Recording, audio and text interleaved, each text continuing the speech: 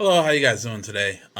This is Carvel coming back at you, and I wanted to talk about a Bible verse or a Bible chapter, the collection of verses that has been on my heart for quite some time. I didn't want to do it yet. I wanted to wait on it to explain it to you guys, but I just feel like it's been weighing on my heart a lot. And one of the things I want to talk about this Bible verse is I feel like as Christians, when we talk about seeing hate in the Bible, we always misunderstand a lot of what's being mentioned by Jesus and God. And each hate that's mentioned in the Bible is a little bit different. But I'm going to tackle one particular verse to give you guys an explanation. And I often hear this being taught wrong, but I feel like the Spirit reveals things to me. And I want to give you guys an understanding of what this Bible verse means. Okay, and the Bible verse I am talking to, so sorry about the suspense, but Luke 14, verses 25, and let's say verse 25 to 27. We'll just go to that one section. But in actuality, that whole section, the cost of discipleship, it should be talked about. But if you can understand this section, then the rest can make sense to you. So you have ears to hear, then please hear. Okay, so yeah, it starts off as from verse 25. A large crowd was gathering around him. Jesus turned to face them. If any of you come to me, he said to them, and don't hate your father and your mother, your wife and your children, your brothers and your sisters, yes, even your own life, you cannot be my disciple. If you don't pick up your cross and come after me, you cannot be my disciple. So this is really important to understand what Jesus is talking about. So I want to focus on one little area first so that you can understand all the other areas. Even if you don't hate your own life, you cannot be his disciple. One section, we're going to turn to a look at a different section. And when we look at the different section, it's going to give you a little bit more meaning on this, okay? So now we're going to turn to Luke 18, 9 to 14. And it goes, to some who were confident in their own righteousness and looked down on everyone else, Jesus told this parable. Two men went to the temple to pray, one a Pharisee and the other a tax collector. The Pharisee stood by himself and prayed, God, I thank you that I'm not like other people, robbers, evildoers, adulterers, or even like this tax collector. I fast twice a week and I give a tenth of all I get. But the tax collector stood at a distance. He would not even look up to the heaven, but beat his breast and said, God, have mercy on me, a sinner. I tell you that this man, rather than the other, went home justified before God.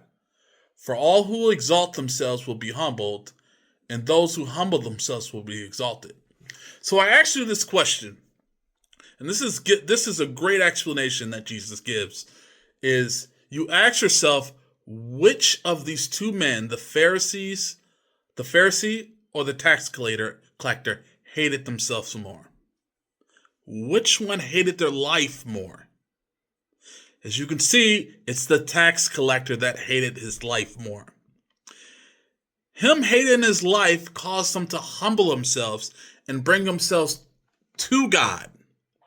So if you don't hate your own life, now hate the life that you're living. Be critical of the life that you're living. If you don't hate it, the life that you're living, it's impossible to be a disciple of God. As you can see, the Pharisee, he was doing everything perfect, everything right, and he loved his life. But when you are perfect, you have no room for improvement. But if you recognize and understand that you are not perfect, that's only when you are able to improve. So the tax collector hated his life, the life that he was living, and he had room for improvement. And God's seen that. And God is able to change him. If you think you're perfect, you're unable to be changed. But if you know you're not perfect and you hate the life that you've been living, God is able to change you. This is the basic teaching of what Jesus was trying to get across to us. So let's go back and let's explain a little bit more of it, okay?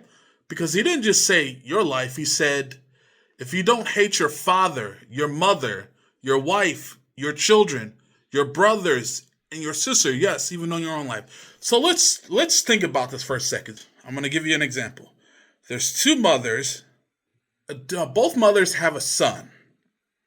And both sons, they drink, they party, they play, they get wild, they do whatever they want to. They live a sinful life of just anything they want to do. But it's dangerous, very dangerous, sinful life. You have one mother that partakes in it and she loves it and she doesn't even see anything wrong to her about her boy because she sees him as being perfect. And when he comes home drunk, she laughs and says, "Oh, how did you get so drunk, boy?" Oh, and it almost feels like it's an encouragement. And when he's continuously doing these things and his mother don't hate his life, he continues to do it. But let's look at mother number two. She sees her son come home drunk every day.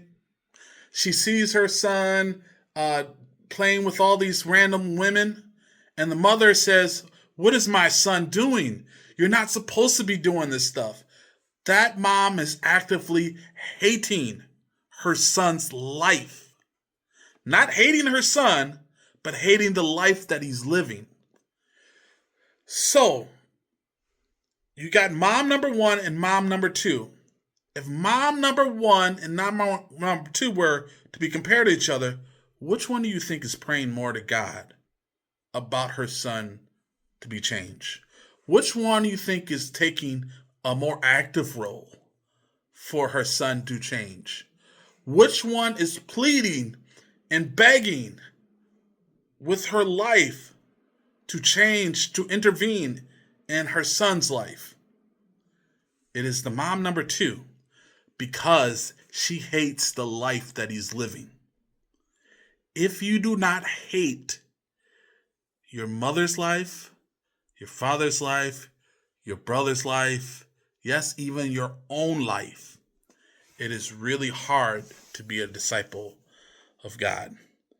And if you can understand this key point, then the other parables that Jesus talks about along and to finish off this chapter, it should start to make sense. Not everybody can understand it, but when you start to hear the patterns and how Jesus teaches, it would start to become a little bit more clear.